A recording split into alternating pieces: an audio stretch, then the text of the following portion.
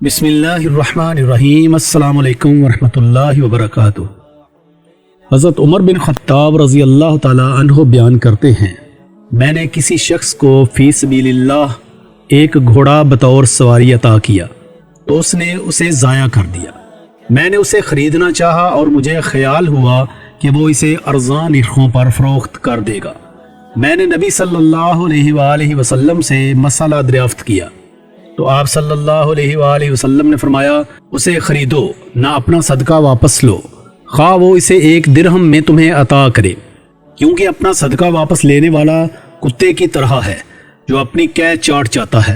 اور ایک روایت میں ہے، اپنا صدقہ واپس نہ لے، کیونکہ اپنا صدقہ واپس لینے والا اپنی قے چاٹنے والے کی طرح ہے۔ حضرت بریدہ رضی اللہ تعالی عنہ بیان کرتے ہیں، میں نبی صلی اللہ علیہ وسلم کی خدمت میں حاضر تھا جب ایک خاتون آپ کے پاس آئی۔ اس نے عرض کیا، اللہ کے رسول، میں نے اپنی والدہ کو ایک لونڈی صدقہ کی تھی اور وہ یعنی میری والدہ وفات پا گئی ہیں۔ آپ صلی اللہ علیہ وسلم نے فرمایا، تمہارا اجر واجب ہو گیا اور وہ بطور میراث تمہارے پاس واپس آ گئی۔